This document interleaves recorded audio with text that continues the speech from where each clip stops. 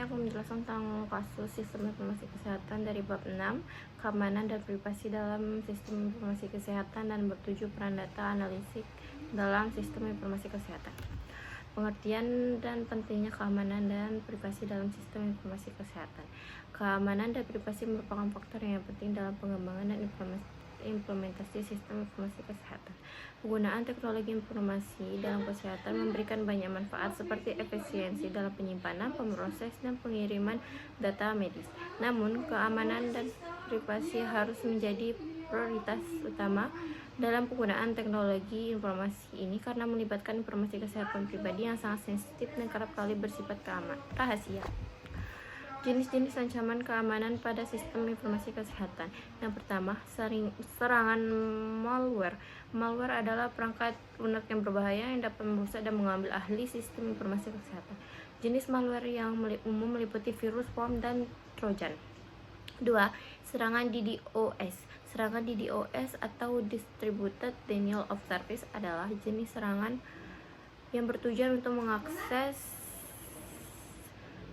ke sistem informasi kesehatan dengan cara mengalihkan lalu lintas jaringan dan membuat sistem menjadi tidak responsif. Ketiga, serangan phishing. Serangan phishing adalah upaya untuk mendapatkan informasi pribadi atau rahasia dengan menyamar sebagai identitas terpercaya. Contohnya email palsu yang mengarahkan pengguna untuk mengirim informasi login atau kata sandi ke situs web palsu. Regulasi dan aturan terkait keamanan dan privasi dalam sistem informasi kesehatan. Yang pertama, Health Insurance Portability and Accountability atau HIPAA. Undang-undang ini berfokus pada perlindungan privasi dan keamanan informasi kesehatan di Amerika Serikat. General Data Protection Regulation (GDPR). Aturan ini Uni Eropa ini bertujuan untuk melindungi data warga UNI Eropa termasuk informasi kesehatan. Personal Data Protection Act (PDAPA). Aturan ini diterapkan di Singapura dan mengatur tentang perlindungan data pribadi termasuk informasi kesehatan. Pengertian dan tujuan data analitik dalam sistem informasi kesehatan.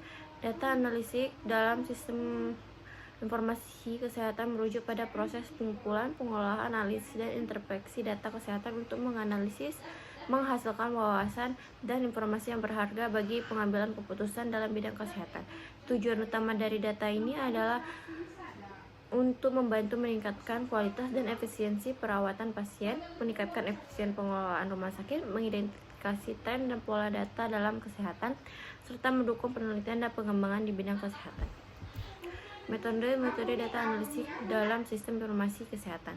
Yang pertama, data mining. Data mining adalah proses pengolahan data untuk mengidentifikasi pola, hubungan, dan kecenderungan dalam data. 2.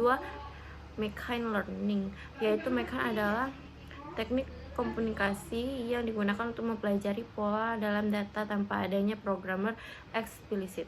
3. Data visualization. Data ini adalah proses membuat grafik dan visualisasi dari data yang membantu pemahaman dan analisis data.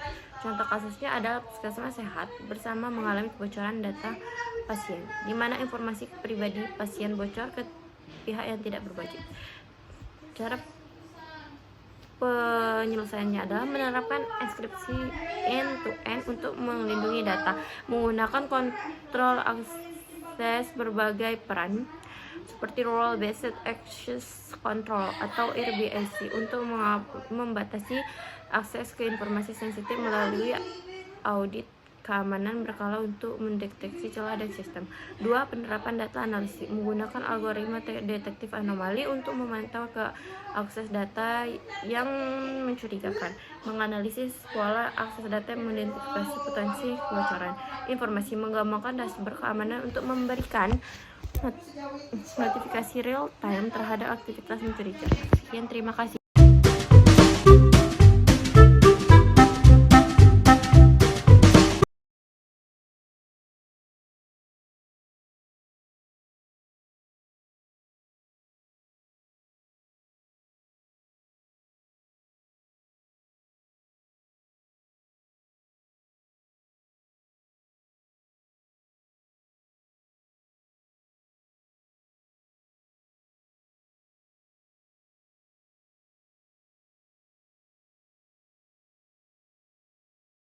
kasusnya yaitu rumah sakit sehat ingin menerapkan sistem berbasis cloud untuk meningkatkan layanan. Namun, staf medis khawatir soal keamanan data, infrastruktur IT terbatas, dan banyak tenaga medis yang belum terbiasa dengan sistem baru.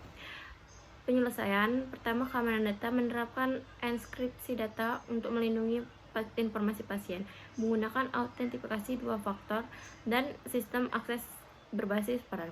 Kedua, keterbatasan IT menggunakan hybrid cloud agar transisi berjalan bertahap, bekerja sama dengan vendor IT untuk dukungan teknis dan peningkatan infrastruktur. 3, resistensi tenaga mengadakan pelatihan intensi bagi tenaga medis, menunjukkan agen perubahan, dan membantu staf beradaptasi dengan sistem informasi. Sekian, terima kasih.